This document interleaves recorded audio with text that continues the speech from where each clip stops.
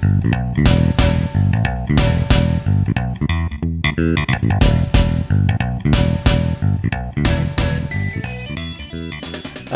morning, Attorney General Andy Beshear. Good morning. Good morning. Thank you all for having me again. All right, excellent. We appreciate your taking your time, your busy schedule to join us this morning. And just wanted to give you an opportunity to speak to the local voters. I know you that your campaign is busy. We're down under 3 weeks left in the campaign, so I know you're going to be a very busy guy. I am crisscrossing the state, making sure that we meet voters where they are. We just had our second debate last night, and then right after that, I ran to my son's baseball game. So it is a busy life. But I appreciate the opportunity to talk to your listeners. I'm running for governor because I'm a fighter that gets results. I believe that we desperately have to beat Matt Bevin this fall, but don't take my word for it. Ask any family out there that has a child with a pre-existing condition when this governor and the federal government are trying to tear away that coverage. Ask any teacher who's been called names and had their retirement stuck in a sewer bill they tried to illegally pass, and now the governor's trying to fine them $1,000 apiece. Ask anyone who's lost someone to this drug epidemic and is worried about losing the next person. We desperately need new leadership. And that leadership has to have a record of getting real results because our families can't wait anymore. And I believe that people have seen that in my time as Attorney General. As Attorney General, we have ended the rape kit backlog. There were 5,000 untested kits, each one a survivor of a horrendous crime when I came into office. We've now tested every single one of those kits, and we have 7 indictments coming out of that backlog with more to come. We've returned over $2 million stolen from our seniors. From those scams that come in minute after minute after minute, we're actually fighting back against them.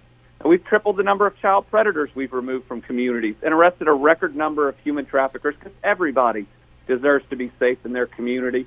And I'm taking on this drug epidemic every single day, from going after those dealers of heroin and synthetic heroines that are so dangerous, to providing drug treatment funds to get our people better, to being the most aggressive AG in this country at suing opioid manufacturers because they make hundreds of billions of dollars while our people die. So I'm in this race because I know I can do better for our families.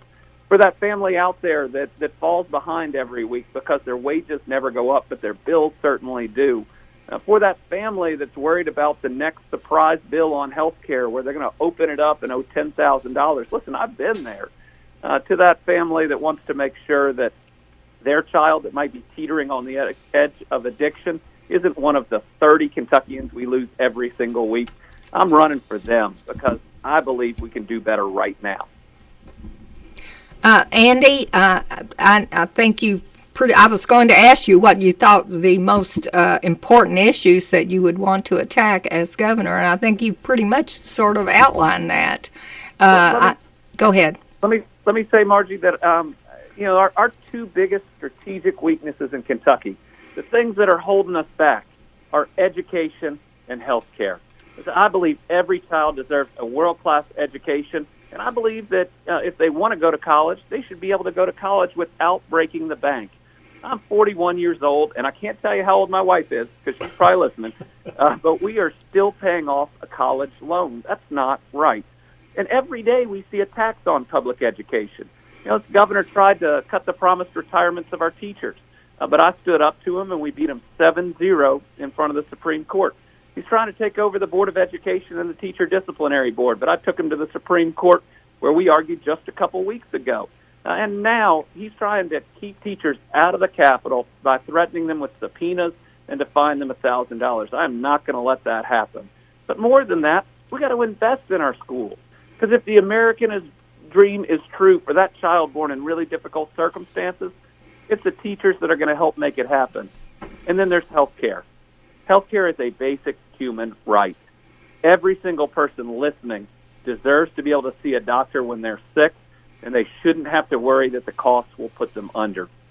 I was in Madisonville just about a week ago, and an 83-year-old farmer was asking me whether he should go see the doctor because of the cost. That should never happen to us. So I'm fighting not only federally against attempts to tear away coverage for pre-existing conditions. I'm fighting against their attempts to allow discrimination, to charge women more than men for the same policy. That's wrong. And maybe the cruelest of all is I'm fighting against attempts to recreate lifetime caps, where that child is a type 1 diabetic that has Crohn's disease. You pick. Would be out of luck and out of coverage before they reached adulthood. So I hope your listeners will go to andybeshear.com and see our plan to protect their health care under state law and ultimately to bring down everybody's costs, because everybody listening pays too much. Well, Andy, I know I watched the WDRB debate and thought that you thought you were very forceful talking about the issues and really the candidate with the plan. Well, thank you. I like to think that I am purpose-filled. You know, outside my family and my faith, my public services attorney general has given me more purpose than I could have ever asked for in life. I get to fight for people every day. And we live in a tough world where so many people are harmed through no fault of their own. And there's so much trauma out there with what our kids see and are living through. And I'm the dad of an 8 and 9-year-old. My daughter Lila's 8, and my son Will is 9. And I desperately want a better world for them and for everybody else. And people deserve plans, real plans. You know, we have a health care plan out there on andybeshear.com. We have an equal pay plan out there because my daughter should make the same amount as my son for the same work. And in 2019, I don't want to let one more day go by where that's not a reality. We have a plan to address this pension system by creating new revenue. That'll decrease the burden on cities and counties, meaning people won't see cuts to when their trash gets picked up and the other services that they need. At the end of the day, we just deserve results, and that's why I'm in this. And Andy, as Attorney General, I know that you've been acting as the public's lawyer, so to speak. And what is the latest issue that you've been working on? I know was recently filed suit. Can you tell us about that? Yes. On this Monday, I filed suit against Governor Bevin and his Labor Cabinet Secretary, who, while they have done it in the past, have absolutely crossed the line this time. They are trying to subpoena school districts so that they can find the names of teachers that have opposed their attempts at private school tax credits, something that will decimate our public schools by taking its funding, and try to find individual teachers $1,000 a day. And first, let me say that any attempt to defund public schools is wrong, because it doesn't matter if you're a Democrat or a Republican, your kids probably all go to the same public school. You know, my running mate is probably well known to your listeners because she is a teacher, a basketball coach, an assistant principal at Nelson County High School. And Jacqueline Coleman will be the first active educator to serve as lieutenant governor since Martha Lane Collins. And we believe, and it was important to me to have an educator on the ticket, that we have to support and not attack public education every day. But haven't our teachers been through enough? This governor's called them really awful names. He's tried to cut their retirement, and now this attempt to directly fine them. These are people who dip into their pocket to pay for supplies for their classes, and I've just had enough. I mean, enough bullying, enough going after these people, and I am not going to let it happen. And I'm going to make sure that I stand up for these folks and everyone else, because no one should be bullied by their governor. Andy, as a former school board member, I was a school board member for 34 and a half years. So I'm deep. Well, you're welcome. I'm deeply involved still in my mind and thoughts with education. And what has really concerned me as to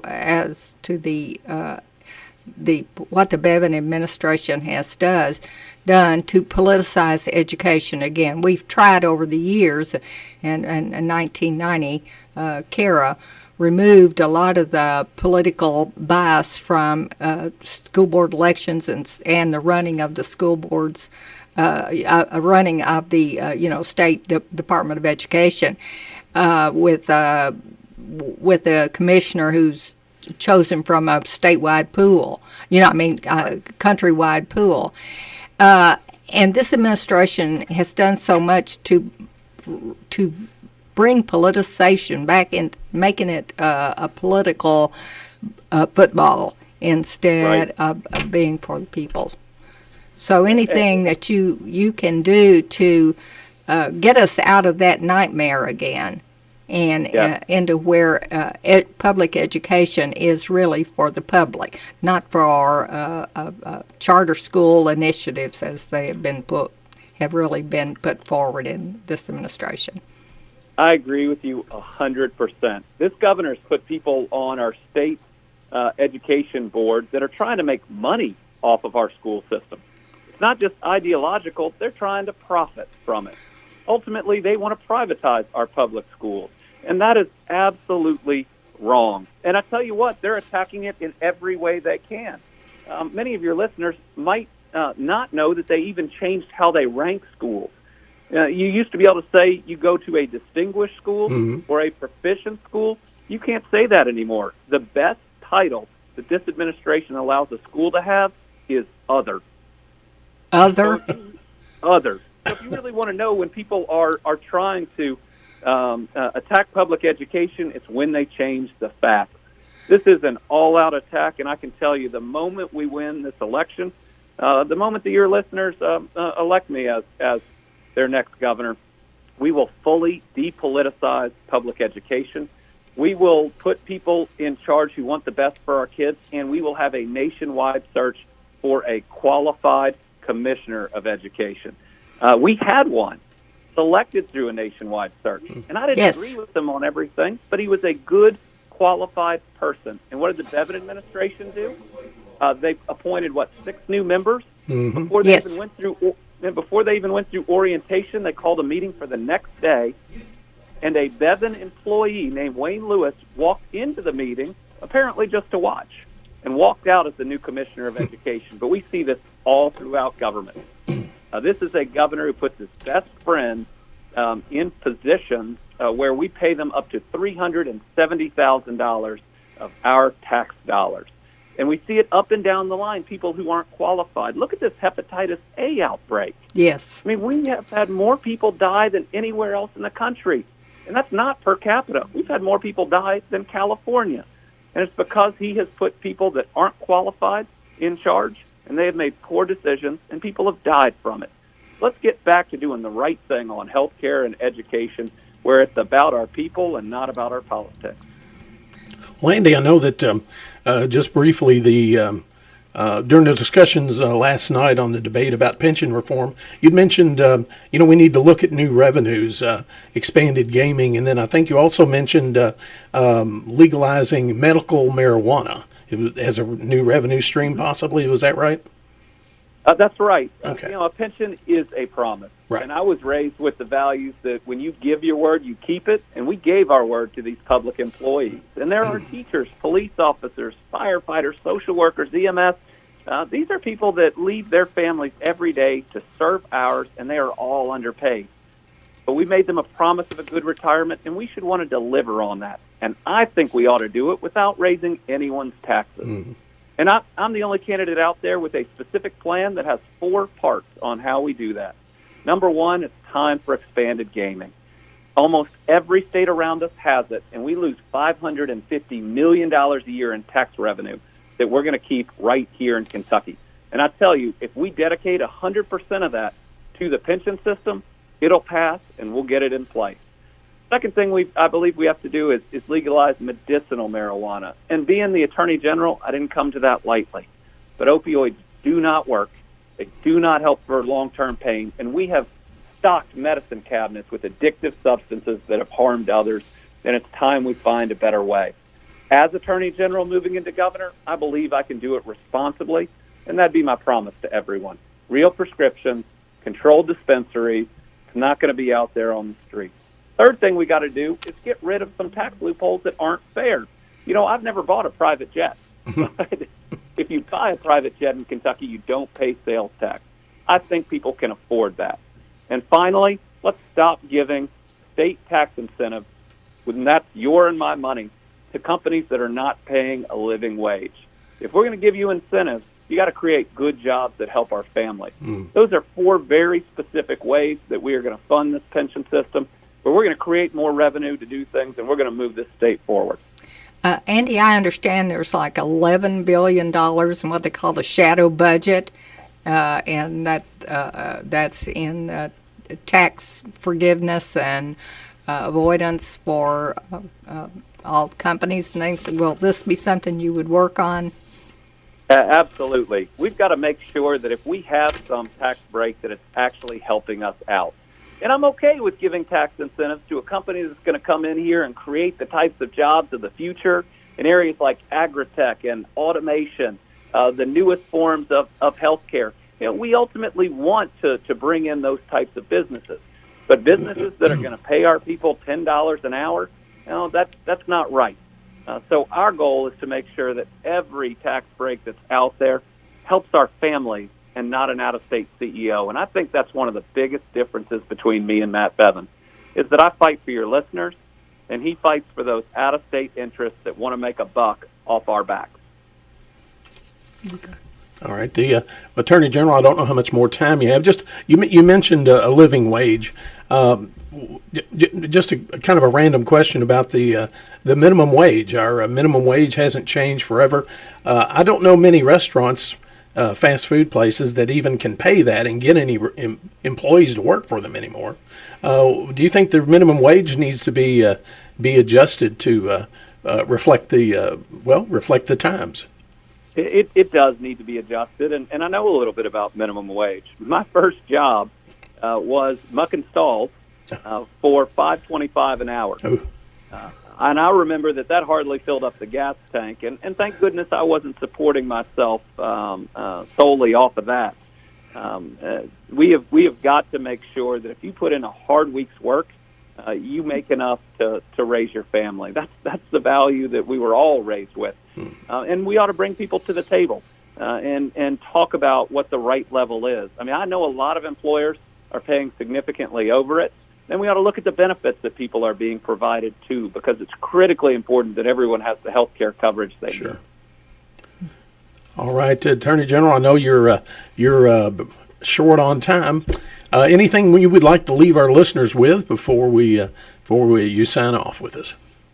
I'd like to leave your listeners with, I'm asking for their vote because I'm that fighter that gets results, and they need help right now. That's what my candidacy is about. It's about helping that family that doesn't have a good job get a better one right now.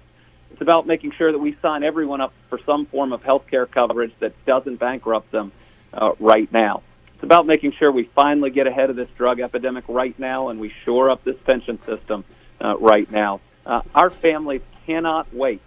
They are falling behind, and I'm going to be there every single day fighting for them. And they've seen the record that I'm not scared of anybody. I've taken on this governor. I've taken on opioid companies. I've taken on human traffickers and child abusers. I am ready to continue to fight for our families, and I promise you this: if y'all elect me your next governor, we will get ahead. Thank you so much. Thank you, Andy. Thank you, Andy, and we'll talk to you later down the campaign trail. All right, talk to you soon. All right, bye-bye.